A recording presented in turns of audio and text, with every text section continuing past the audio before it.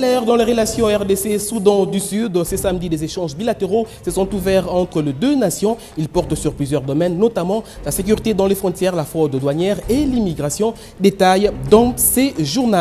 Connexion au câble à fibre optique, nouveau report pour la RDC. Prévu ce lundi 22 avril, la cérémonie a été renvoyée à une date ultérieure. Un report de plus confirmé par Trifon Kinké Moulumba, ministre des Postes, Téléphone, Nouvelles Technologies de l'Information et de la Communication, en séjour à Mwanda dans le Bas-Congo. Le rendez-vous de l'actualité sur Télé 50. Bon week-end à tous et merci de nous rejoindre pour vous informer. On parle d'abord coopération. C'est une page d'histoire qui s'ouvre dans les relations entre la RDC et le Soudan du Sud. Les deux pays frontaliers viennent dénoncer leurs relations bilatérales. Une première depuis l'indépendance de l'État soudanais. Une délégation du plus jeune État africain séjourne d'ailleurs à Kinshasa. Ce samedi, des travaux d'échange bilatéraux ont également démarré. Ils portent notamment sur la sécurité dans les frontières, la fraude douanière et l'immigration. L'image de ces deux drapeaux côte à côte symbolise maintenant le lien d'amitié et de coopération qui devra unir désormais la RDC et le Sud-Soudan. Cette rencontre entre les deux nations est consécutive au communiqué conjoint signé depuis le 4 mars 2013 entre les deux pays afin de débattre sur des difficultés qui se posent le long de la frontière entre la RDC et le Soudan du Sud.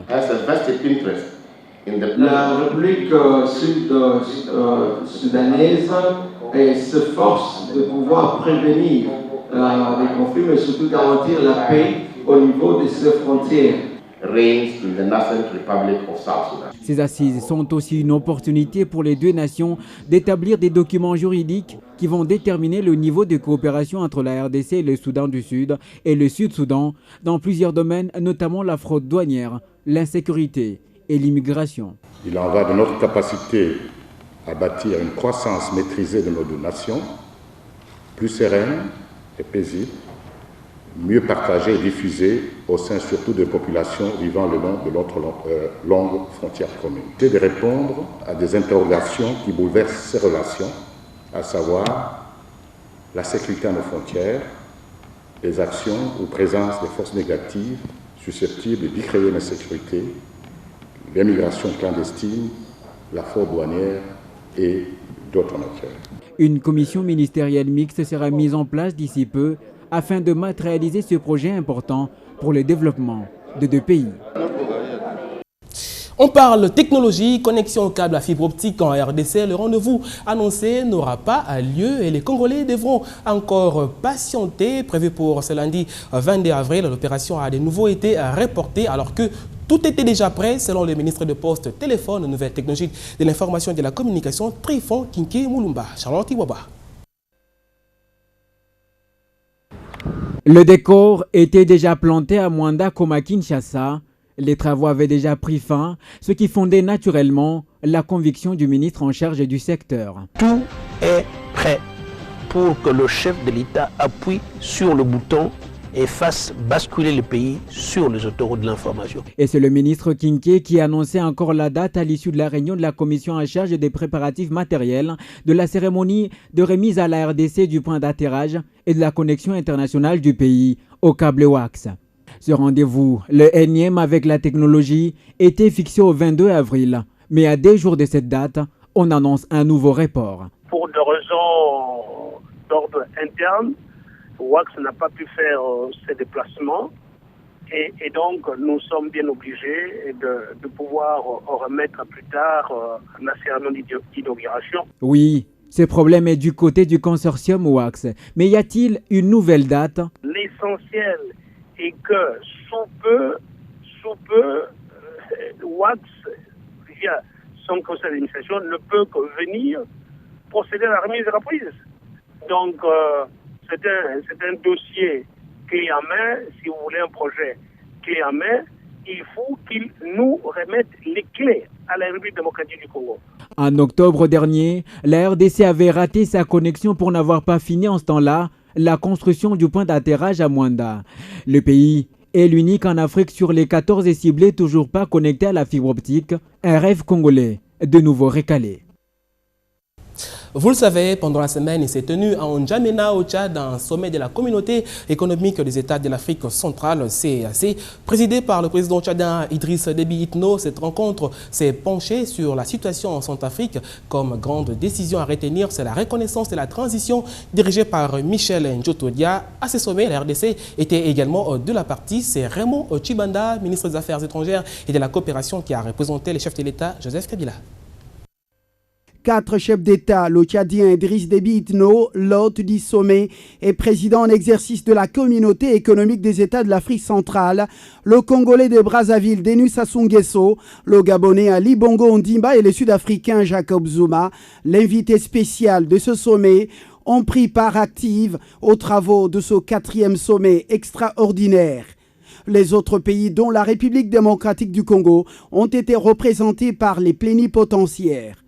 Outre l'ouverture des travaux, la réunion à huis clos des chefs d'État et de gouvernement a été élargie aux représentants des Nations Unies, de l'Union africaine, l'Union européenne, l'Organisation internationale de la francophonie, la France et les États-Unis d'Amérique. Les chefs d'État et des délégations ont réaffirmé que les accords de Libreville du 11 janvier 2013 sont et demeurent le noyau central des arrangements politiques durant la période de transition, de même qu'ils ont pris acte de la mise en place d'un Conseil national des transitions et noté même la désignation d'un chef d'État de la transition par cet organe.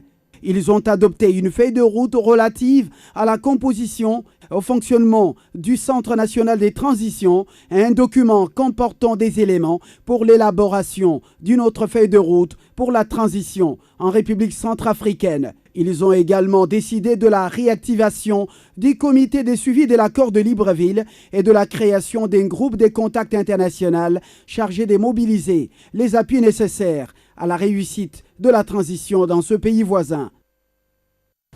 Autre chose à présent, les nouvelles autorités de la province orientale sont déterminées à développer leur province. En séjour à Kinshasa, le vice-gouverneur Pascal Mombi a visité le siège de la représentation de sa province dans la capitale congolaise Kinshasa. Occasion pour lui de renouveler son credo, le développement et la croissance de cette grande province de la RDC. C'était le 31 octobre de l'année 2012 que Jean Bamanissa et Pascal Mombi ont été respectivement élus gouverneurs et vice-gouverneurs de la province orientale. 5 mois après, Pascal Mombi a tenu à se rendre dans la capitale congolaise Kinshasa pour un séjour de travail au cours duquel il a visité les sièges de la représentation de cette province à Kinshasa. Le vice-gouverneur a saisi cette occasion pour inviter le membre de cette représentation à œuvrer pour le développement de la province orientale. Nous pensons que l'équipe actuelle mérite bien sa place et coup de chapeau à cette équipe à qui nous souhaitons d'aller de l'avant et d'améliorer la qualité de travail pour que la province, la grande province orientale, reprenne sa place. Nous avons l'ambition de reprendre notre place avec l'impulsion du gouverneur des provinces, Jean Bamanissa Saïdi, qui travaille toujours sous la vision et l'impulsion du chef de l'État, Joseph Kabila Kabange. De son côté, le secrétaire exécutif de cette province que dirige Jean Bamanissa a promis de mettre tout en œuvre afin d'atteindre les objectifs assignés à sa structure. Notre détermination, c'est de bien faire le travail qui nous sont confiés. Le meilleur moyen dont on dispose, c'est d'abord notre volonté et notre gratitude vis-à-vis de l'autorité qui nous a fait confiance. Ainsi, toutes les batteries sont donc mises en marche pour faire de la province orientale une des provinces émergentes de la République démocratique du Congo et le 3e pôle économique du pays, comme auparavant. Le tour de province à présent, on se rend d'abord au Nord Kivu. Les préliminaires des examens d'État édition 2013 auront bel et bien lieu. Malgré la situation humanitaire et sécuritaire préoccupante, la confirmation est de Madame la ministre provinciale de l'Éducation, Bizazane Maéché, lors d'une réunion de ministres suivie.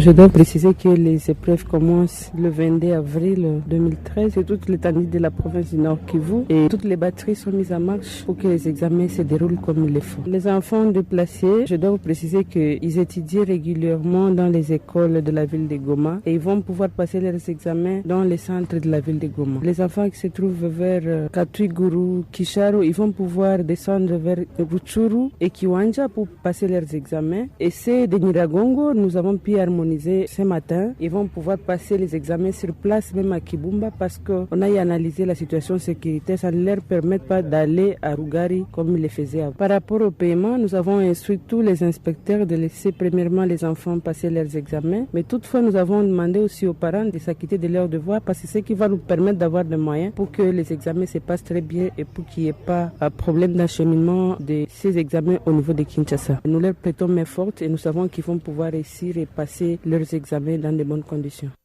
Et au Katanga, bonne nouvelle pour la population, le tronçon routier Kasumbalesa-Kolwezi est en pleine réhabilitation. Cette route de grande nécessité permettra la liaison entre ces deux villes importantes de la province sur fonds propres du gouvernement provincial. Les travaux sont réalisés par la société chinoise Krek-Set. Notre envoyé spécial sur place, Lina Ilunga, nous fait le point.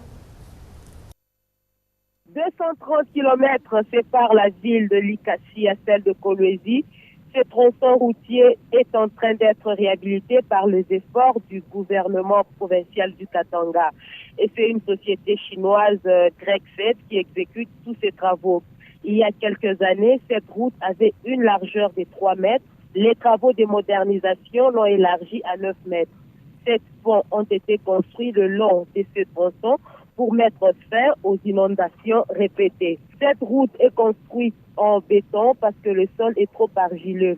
De Fungurume au village Nguba, ce tronçon est non asphalté. Les travaux avancent à pas de tortue suite aux fortes pluies qui s'abattent ces derniers temps. Les habitants de ce coin de la province du Katanga demandent l'accélération de ces travaux parce qu'ils souffrent de maladies respiratoires. Ils demandent aussi à ce que la société Tenke Fungurume Mining puisse aider l'avancement de ces travaux parce que cela ira aussi de leur intérêt parce qu'il y a des camions qui transportent leurs minéraux provenant de la société minière jusqu'à Kasumbalesa. Depuis le Lualaba, Lina Ilunga pour Télé 50. L'actualité dans le monde aux États-Unis après une gigantesque chasse à l'homme qui a transformé Boston en ville fantôme. C'est un ouf de soulagement poussé par les habitants. La police a annoncé avoir arrêté le jeune homme de 19 ans soupçonné d'être l'auteur des attentats du marathon lundi. Une capture qui donne peut-être lieu à la victoire de la justice sur la terreur. C'est dans la soirée que les forces de l'ordre ont convergé vers un quartier de Watertown, dans le banlieue de Boston, où Dzhokhar Tsarnaev, d'origine tchétchène, s'était évaporé la nuit précédente à l'issue d'une course-poursuite digne d'Hollywood avec la police. Course durant laquelle son frère aîné a été tué. Tout est parti du coup de fil que la police a reçu d'un homme qui venait de sortir de sa maison après y être resté toute la journée. Selon les consignes des autorités locales, l'homme voit du sang sur son bateau, parqué dans son jardin. Il prévient immédiatement la police, déclenchant ainsi la dite intervention. Un hélicoptère équipé d'une technologie infrarouge permettant de repérer les émissions de chaleur confirme la présence du suspect sous la bâche du navire. Des tirs nourris sont échangés dans les minutes qui suivent avec le suspect qui s'est trouvé bel et bien à l'intérieur du bateau. Au final, l'équipe spéciale dans le sauvetage d'otages du FBI entre dans les bateaux et appréhende le suspect qui était toujours vivant, a précisé la police. Les négociateurs auraient auparavant essayé de négocier pour faire sortir volontairement du bateau, mais Dzhokhar Tsarnaev ne communiquait pas, a expliqué la police. Tamerlan Tsarnaev, 26 ans, et Dzhokhar Tsarnaev, 19 ans, ont été identifiés par la police américaine comme les deux principaux suspects des attentats sur base d'images vidéosurveillance, notamment ainsi que du témoignage d'une des victimes. Ces deux frères originaires de Tchétchénie habitaient vraisemblablement aux États-Unis depuis plusieurs années, après un passage au Kyrgyzstan. Et puis en culture, un livre de plus pour votre bibliothèque, son nom Franco, les grands maîtres, un ouvrage écrit par Raoul Yema en dédicace au baobab de la musique congolaise Franco Luambo Makiadi et à grande référence, grande cérémonie également. C'est le Premier ministre Augustin Matata Mponyo qui a baptisé ces livres, une façon d'immortaliser l'un des plus grands musiciens qui a connu le pays, une cérémonie devant plusieurs personnalités de marque. C'est sous cette fine pluie, dans un jardin de la primature réhabilité, pris d'assaut par différentes personnalités, qu'a lieu cette cérémonie de présentation de l'ouvrage sur François Luambo Makiadi. Ces notes de musique ont accompagné les convives le temps qu'arrive le Premier ministre. Et lorsqu'il apparaît, débute alors la cérémonie à proprement parler, et dont le moment le plus important aura été le baptême de l'œuvre de Raoul Yema, tout simplement intitulé Franco le grand maître. Je prends donc solennellement l'engagement de porter cet ouvrage dédié à Luambo Makiadi sur les fonds baptismaux. Pour qu'à jamais vive Luambo Makiadi, pour qu'à jamais sa mémoire résiste à l'usure du temps, parce qu'il le mérite. Et je profite donc de cette occasion pour inviter les artistes ici présents à suivre le chemin de Luambo Makiadi. Franco, merci. Ministres, musiciens, sculpteurs, chroniqueurs, écrivains ont répondu à cet énième rendez-vous qui immortalise Luambo Makiadi, à l'exemple de Suzy Kassé et Adi Maestro, un des plus grands arrangeurs du pays, mais également de Manda Tcheboa, grande figure du monde culturel.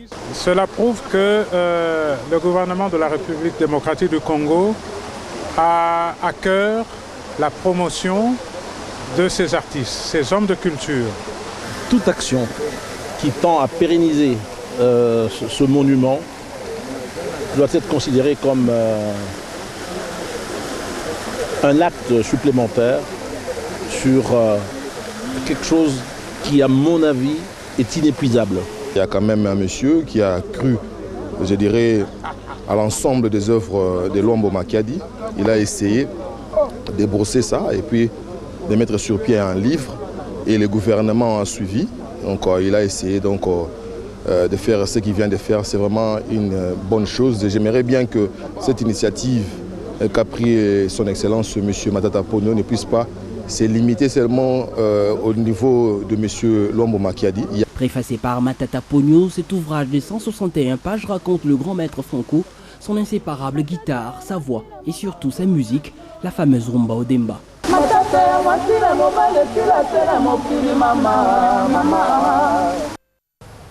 Voilà tout pour ce journal. Merci de l'avoir suivi. On se retrouve juste après pour la revue de presse.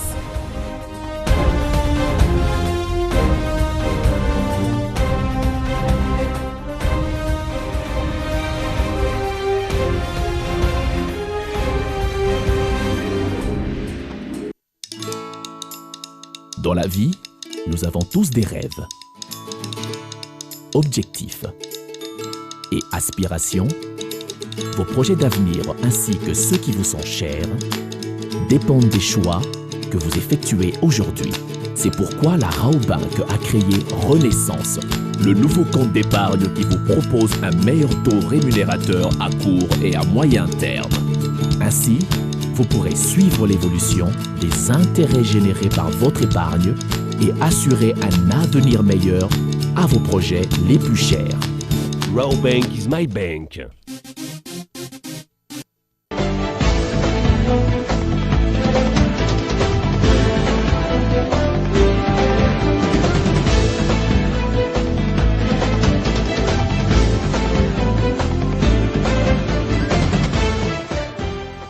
Lecture des journaux et de la presse en ligne, c'est la revue de presse avec Eric Lukoki. Bienvenue. Merci Freddy. On commence par cette sujet d'actualité qui a eu l'effet d'une douche froide. Dès son annonce vendredi. Transparence des industries extractives, la RDC régalée. Véritable effet d'une douche froide, Freddy, la RDC a écopé d'une suspension d'une année sur décision du conseil d'administration de l'ITIE. Initiative pour la transparence dans les industries extractives révèle le potentiel. Le journal croit savoir que le litige opposant la RDC au FMI sur le dossier Comidé et surtout les 88 millions de dollars américains des impôts, droits et taxes perçus dans le secteur minier, mais non ventilés dans le compte général du Trésor, ont certainement pesé dans cette décision. Toutefois, tempère le potentiel, l'ITIE indique que la suspension pourrait être levée dès que le conseil d'administration aura des éléments l'amenant à conclure que les mesures correctives pour parvenir à la conformité auront été menées à bien par la RDC. Sinon, Freddy, ça sera la catastrophe. Le conseil d'administration envisagera de radier la République démocratique du Congo de la liste des pays ITIE. En attendant, il va se poser la question de la destination qu'aurait pris la bagatelle somme des 88 millions de dollars. Question que se pose notamment le site d'information direct.cd. C'est le mystère pour le moment, répond le même site qui relève qu'interpellé par les activistes de la société civile, la DGRAD, Direction Générale des Recettes Administratives et Domaniales, a affirmé la main sur le cœur n'est pas être impliqué dans ce gros trou pratiqué dans les recettes déclarées par les industries minières. Tous les regards sont présentement à France direct.cd tournés vers les ministres du Plan et de la Justice en leur qualité respective de coordonnateurs du comité local de l'ITIE RDC et de patron de l'appareil judiciaire. L'on attend à ce que l'un ou l'autre puisse saisir le parquet général de la République du ténébreux dossier de la disparition de 88 millions de dollars américains, afin que s'ouvre une enquête sérieuse en vue de la découverte de la vérité. Il y a lieu de se rattraper. Absolument. Voilà, on passe à cette autre actualité pour terminer. L'arrivée en France, c'est samedi matin des ex-otages de Boko Haram, ce sont les Français. Oh, absolument, vous l'avez dit Freddy, les désormais ex-otages français sont arrivés tôt samedi à l'aéroport d'Orly à Paris. Libération, comme l'ensemble de la presse française, se réjouit de cette histoire qui finit bien et relate l'émotion, la joie et les larmes de ces 7 otages, Tanguy et Alban, Cyril, le frère de Tanguy, et les 4 enfants du couple vécu vendredi à Yaoundé. Émotion car c'était, écrit Libé, la première fois que des enfants occidentaux étaient kidnappés en Afrique.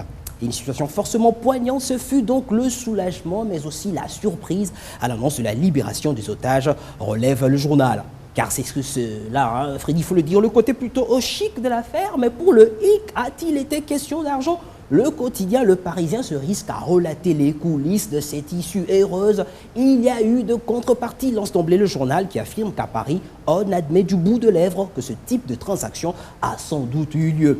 C'était-il s'agit d'une contrepartie financière? Le Parisien cite un ancien de la DGCE, le service secret français, qui souligne que l'État ne peut s'opposer au paiement cash si une entreprise le souhaite. Et pour ce qui est du dénouement du kidnapping, Jeune Afrique affirme que ce succès est à mettre sur le compte du Cameroun qui était bel et bien à la manœuvre. Tenace, un intermédiaire de Paul Biya avait même, révèle le Jeune Afrique, réussi à avoir les otages pour s'assurer autant que possible que les enfants sont correctement traités. Quant au journal Le Figaro, il affirme que le président Paul Biya aurait conduit lui-même les discussions en écartant même ses collaborateurs pendant 2 mois. Lui et Laurent Fabius, ministre français des Affaires étrangères, sont restés en contact permanent, échangeant parfois sur leur portable. Ouf. Oui. En tout cas, ils ont eu chaud. Ils ont eu chaud, mais ils ont frôlé les pires. Oui, avec des enfants, vous savez, ça aurait été dramatique. Voilà, fin de votre revue qui a été assez courte aujourd'hui. Assez court, assez courte, parce que